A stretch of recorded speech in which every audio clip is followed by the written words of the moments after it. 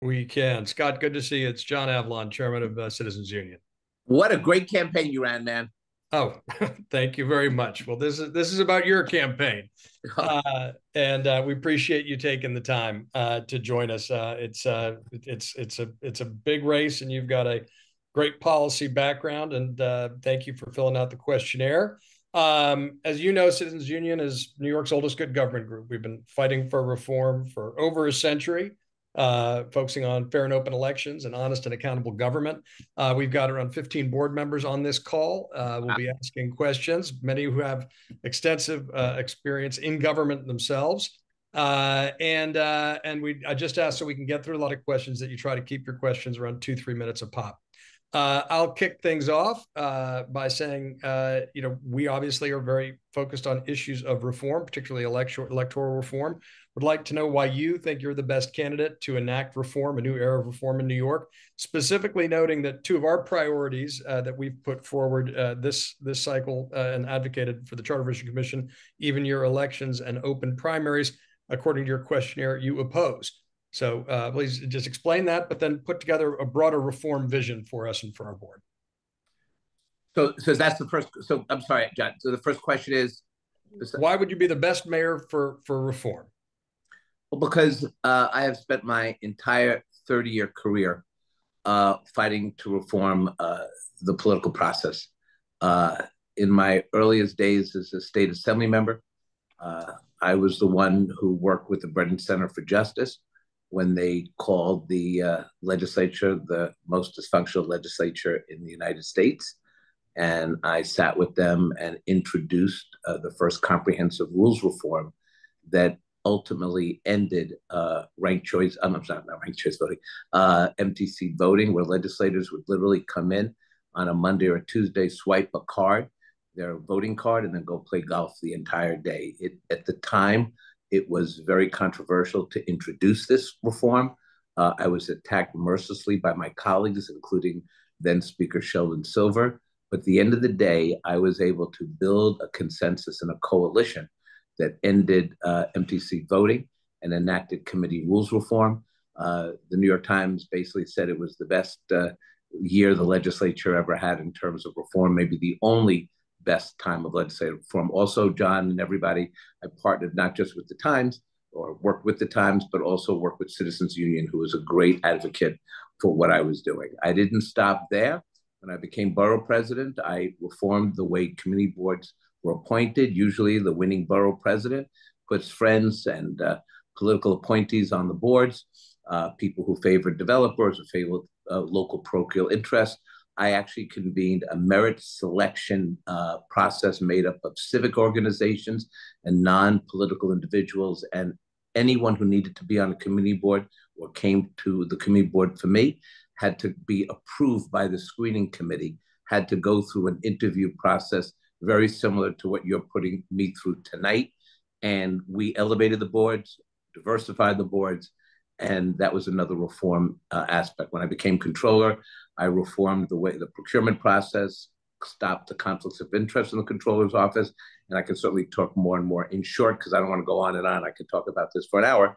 I have been a leading reformer in the city. In every office I've held, my number one priority has been government reform, making government work better, and I've been successful at it. And as mayor, there's nobody with the breadth of experience to reform the city government than me. There's no question you have a long and distinguished record of service. David. Yep, Scott, good to see you. I remember back from when even before you were an assemblyman, back in the days of CFD and HID. Oh my God, hi. So it's been a long time. It's good to see you. My question really relates to ethics and corruption in government. And obviously, this is very much on everyone's mind in light of the experience of the last 4 years and the current administration, and kind of an unprecedented surge of indictments, resignations, and problems.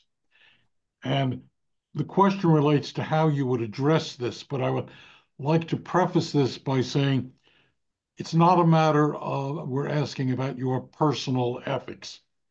I will take as a given your personal ethical construct. And what I would like to hear is something about your view as to what is the structural weakness in city government that has allowed this to happen to the extent that it has, and what specific policies do you have in mind to implement to combat corruption and ensure that your administration remains ethical and transparent? Look, I spent 8 years as controller rooting out waste and fraud in the de Blasio administration. I held him accountable 364 days a year, gave him Christmas off. I worked with federal investigators on the Rivington scandal. When COVID hit and he wouldn't submit the contracts that his friends were getting to my office for approval and said we should stay in the emergency contract scheme, similar to what Cuomo was doing at COVID on the state level. I took the guy to court and won and said, I have a right to see those contracts. And that's how I proceeded as controller for 8 long years. I audited city agencies. We rooted out waste. The best compliment I ever got as controller, David, was when someone said, if I have a choice between dealing with the controller's office or the DOI, I'd rather take DOI. And we were relentless. I set up an independent investigative unit so the controller's office wouldn't have to wait 18 months to do audits. We could respond in real time. And we were responsible. We didn't go for the headlines. We went for the results. And I think we need a mayor now who is going to carry on that tradition. Look, I'll be honest with you. If I was controller, Eric Adams probably would have still been mayor because I never would have let it go this far. Truth is, city government has been asleep during this administration in a way we haven't seen in quite some time. So because I've been the outsider looking in, I think as controller, being on the inside, building out a new city government, I'm going to implement the strictest ethics reform this city has ever seen. We're going to ban pay to play. We're going to ban contractors giving money that are matched by the city. We're going to end this culture of you come into government, you go back out of government, inside outside game. We have to totally have a zero tolerance level for this. Right now, City Hall has become a roving crime scene. Right now, before Jessica Tisch, the police department at the highest levels was also a crime scene. And the elected officials who did not come out of the reform movement like I did, do not have the experience, the tenacity, or the record to take on this kind of corruption. And my record as controller is unmatched in the recent history of New York City. And I want to get started rebuilding the government. We do not have people in place that understand that we're going to have to rebuild these agencies that have been basically destroyed by pay to play and by insider gaming out the system. Favoritism to friends, contracts to friends. It violates every tenet of citizens' union history over 100 years. Thank you. Lolita. Hi, Scott. It's Lolita Jackson. Good to see you again. It's been a while. It's been a long time. Yeah, we know each other 20 years, right? So yes. I have 2 questions that relate to something that John brought up when we first got on. The first is about even year elections. So you said in your questionnaire that you oppose moving the elections to even years because of a state Supreme Court ruling. The decision applied to a 2013 ruling that shifted county and town elections to even years, but that was overturned last week by a decision of the 4th Department. So the first question is, would you reconsider your position in light of that on the policy? And the second, it's about the open primaries. So you say in your questionnaire that you oppose that, and can you talk a little bit more about your views on that? So if you could kind of tie those 2 things together. So 2 things. One, I would change my position in light of the court ruling. One thing I just, if we were sitting in sort of a policies discussion, I have no problem going to even years. But I wonder, and I guess this would be just for us to think about, and I've thought about this a lot, if we're going to have a gubernatorial race or a mayor's race or, heated congressional races, and we then have on top of that city council and mayor elections and public advocate and control. And remember, term limits in New York City, there are some years every 4 years or every 8 years where we'd have 50 different primaries. Do you think we would be overloading the public in terms of those kind of ballot choices? And I just throw that out as something I would certainly want to work with you on and try to think it through, both with professionals, professors, and the like. And in terms of the, uh, the primaries, or fixing the primary system, I'm not 100% opposed. My instinct tells me that Democrats should pick Democrats, Republicans should pick Republicans. There seems to be, there's obviously real difference right now in this country about that. And, while we do have in presidential primaries the ability for people to vote in the Democratic primary who are independents, they choose which way they want to vote. Sometimes that's not used in the most honest and transparent way. But so that is why I came down on the questionnaire with that. But again, I'm open to a dialogue with Citizens Union on these kind of reforms, especially if I was mayor. Thank you. Could I just do a quick follow-up on that? So I'm sure you know there's a charter revision commission now, the mayor established. They're focusing on land use and housing, but they're considering putting a question on the ballot on open primaries that will not do a kind of semi-open primaries where anyone can opt into a Democratic primary, but an open one where everyone can run, everyone can vote, and the top two candidates go to the general election. Would you campaign against that in light of your concerns?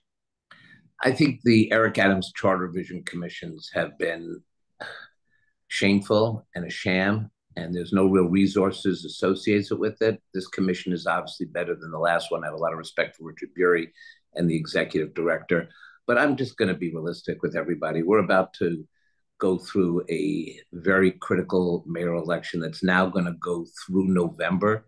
And at the same time, how we're going to resource an honest and fair discussion on open primaries and changing the history of the city in a charter revision commission that has had no robust public hearings, no real thought put into them, no real resources, no real public input, I just think is not the best form of government. It's not good government. You want to come back in a year and having really thought out a charter revision commission that is resourced. I came of age during the 1989 Charter Revision Commission when the city government had to change because of a Supreme Court ruling. Council members at large were ruled unconstitutional. The Board of Estimate was unconstitutional.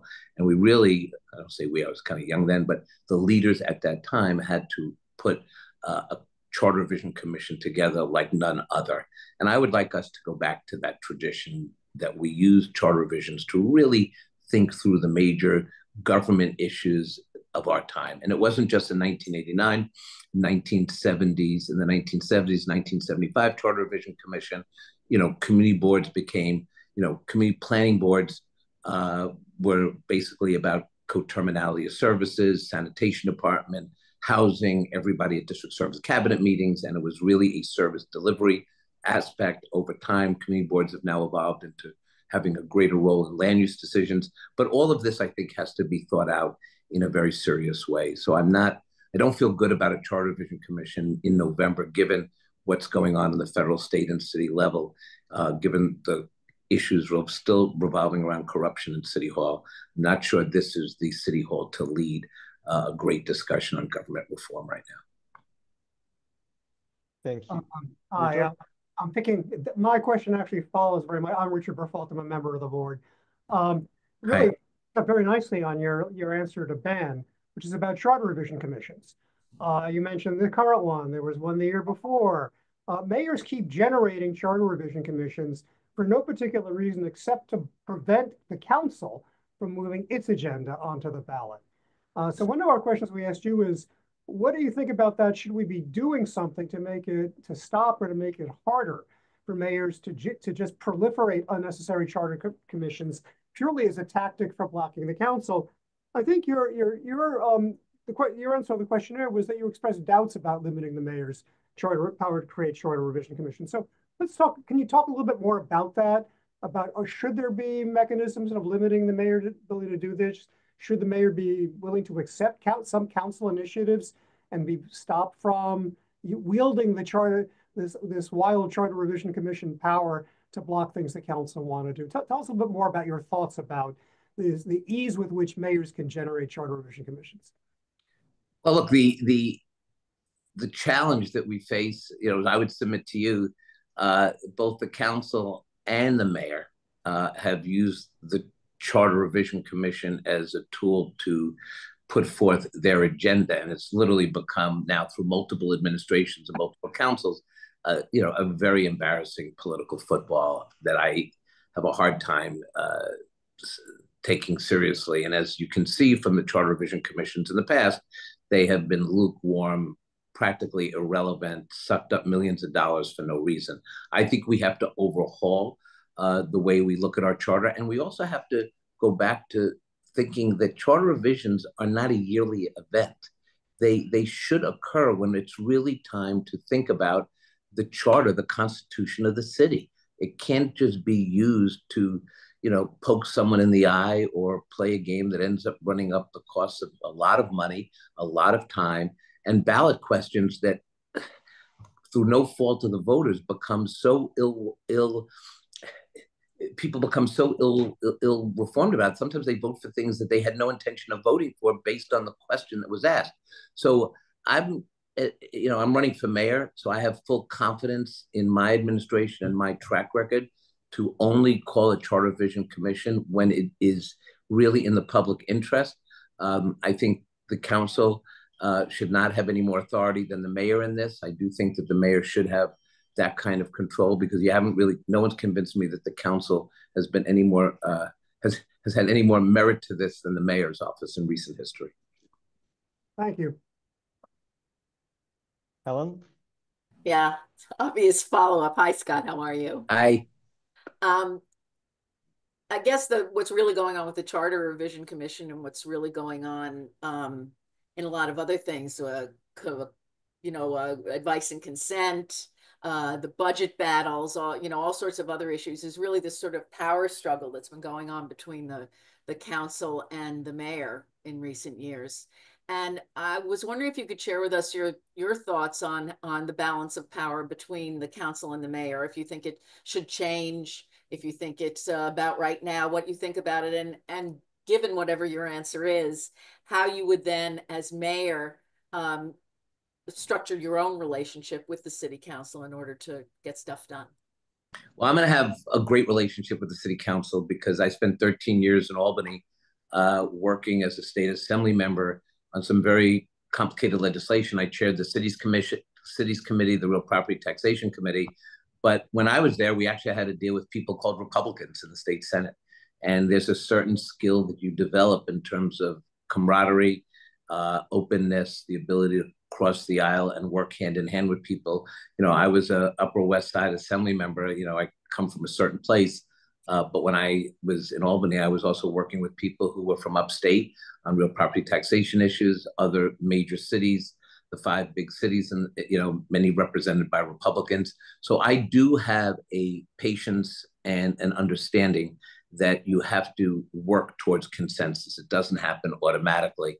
And so I feel very strongly, based on my 30-year record of collaboration in government, that I can do that. In terms of the relationship with the council,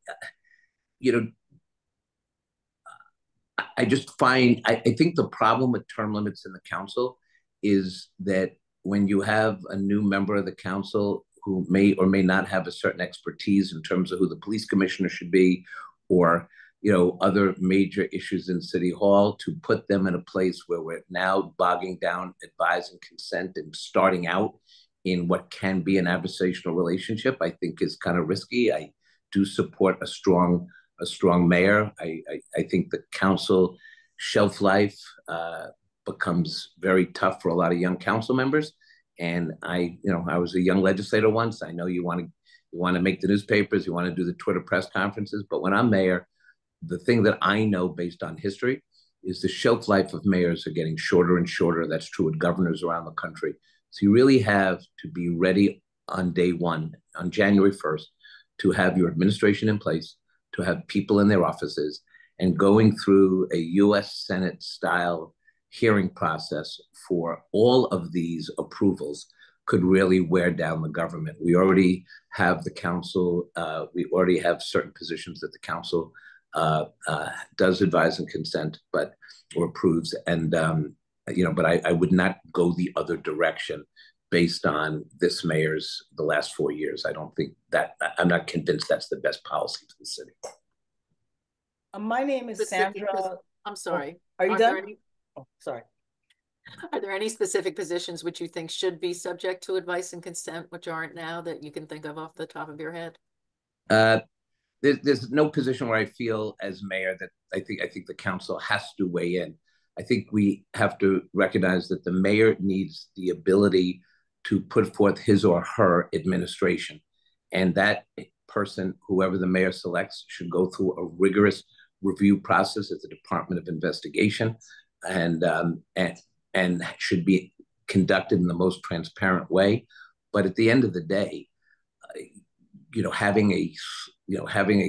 slowing down the government with people who may not have that expertise, there's no person that comes to mind that where I see there would be a great benefit to counsel back and forth with the mayor. In fact, I think it would begin to hurt the relationships and the trust a new mayor and a new speaker would be trying to build.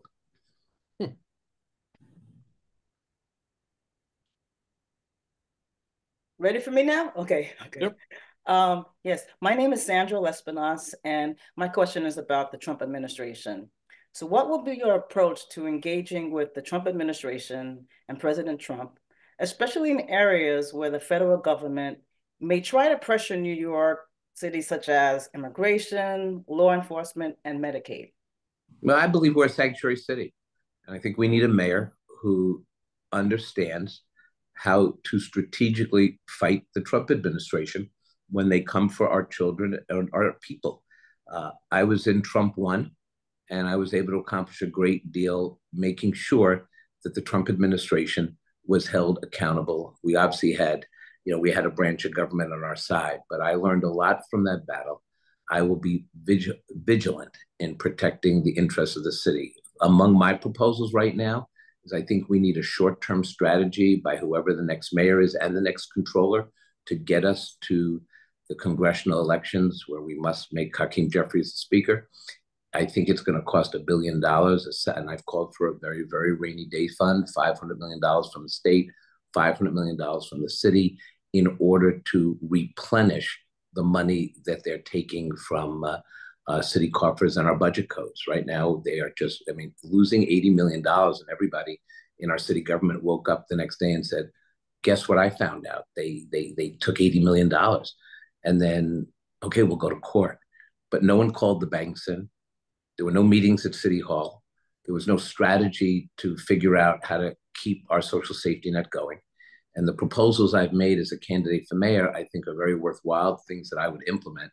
But I will be vigilant in this fight. And I also think to the future of the Democratic Party, I think we also have to wake up and start to realize that this is not just a Trump thing. There are people in the Republican Party, there are people in this MAGA space that have every intention of taking down a major urban city and the people who live in it. And I have watched this since I was a kid campaigning for my cousin Bella Abzug. And when we saw, another corrupt president back in the Watergate era, there are folks, unfortunately, that rise in our democracy. And while we're for our democracy, we have to be vigilant and root them out. And I think I will be the most forceful person to do that based on my experience. And like many of you, my anger and all this, I have 2 kids who are in middle school, and I worry about their future and their ability to live in this country, in this world, and their friends who come from all different places. Alan, you're muted. Alan, you're muted. Everything from Washington focus to Albany focus. The relationship between the governor and the mayor, has been varied over the years. I don't have to tell you.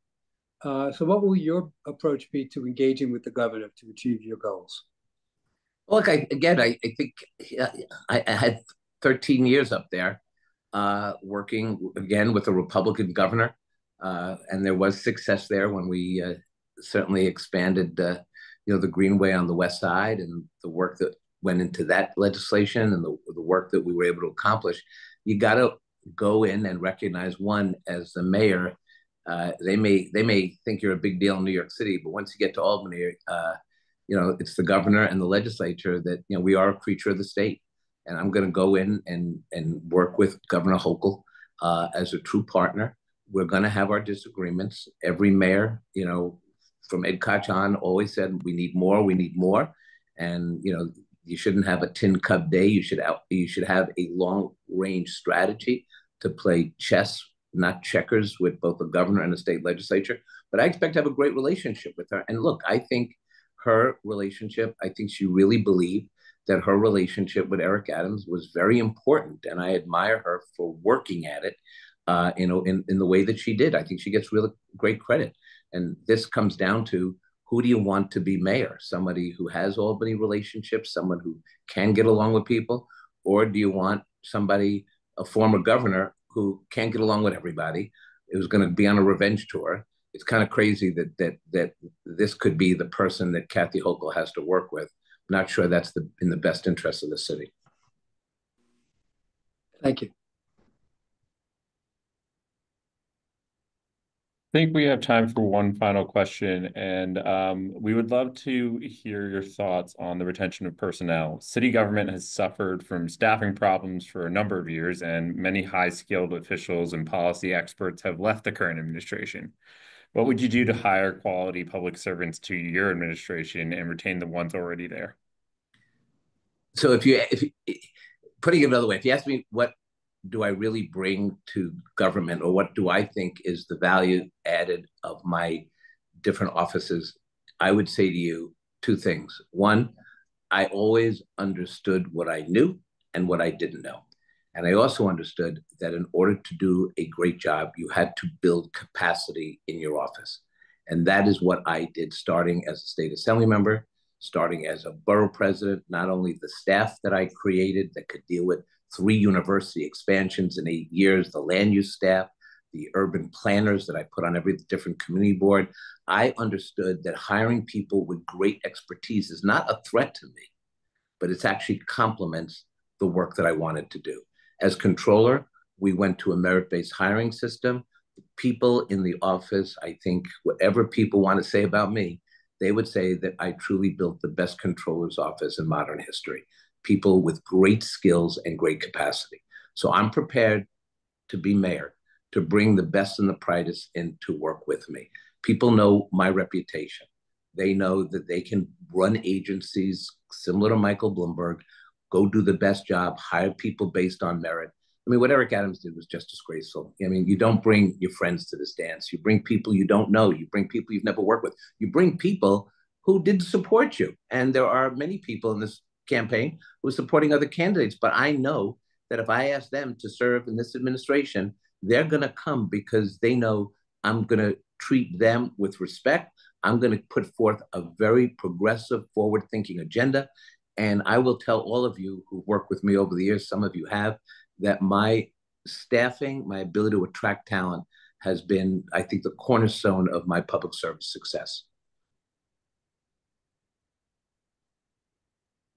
Thank you, Mr. Stringer. John, do you want to close us off? Well, again, Scott, we just want to thank you for your long record of public service and your deep commitment to policy. We may not agree on every issue, but I don't think anyone can take issue with your commitment to advancing ideas and honest government. And so we thank you for that. John, can I say, Ed Koch used to say, if we agreed 100% of the time, someone needed to see a psychiatrist. So that's one of my favorite quotes. I agree. I wanted to give you just a chance for anything you didn't address that's a priority for you and a sum up statement. So part of what I tried to do in this campaign, and I hope I was able to do this in the interview, is I think we need to have less knee-jerk response to issues and more thoughtful discussion. Having been in the reform movement for 30 years and, under the tutelage of people like Jerry Nadler and others who really represented corruption-free government and a way of thinking about real solutions. As I've evolved, I believe that we do have to have more dialogue. We have to think about things not just in a soundbite or on Twitter, but to have the major policy discussions. That's what I did when I was borough president. I issued 50 policy reports on a host of issues that are still relevant today, on food, on economic justice, on a whole host of issues. As controller, because I built that capacity, because I built an office that could do the big things, I divested from fossil fuel, I divested from guns, divested from private prisons, work that was never done. But one thing about me that I want to leave you with is it's not always the headlines that matter. I consolidated the pension fund, 5 different funds acting on their own, meeting with their own consultants privately, a whole system that was really, very problematic. Bloomberg tried to consolidate the funds. Controllers tried to do it. I was able for 8 years to have one investment meeting that went a long way to protecting the retirement security of our people, but also the ultimate in good government in the pension fund. Unfortunately, it fell apart after I left, but as controller, I'm going to work with as mayor, I'll work with the new controller to bring that back on the pension fund. Thank you very much for your time, Scott. Appreciate you. Thank you, everybody. Good to see Thank you. you. Thank you very much. Thanks. Yes, Scott.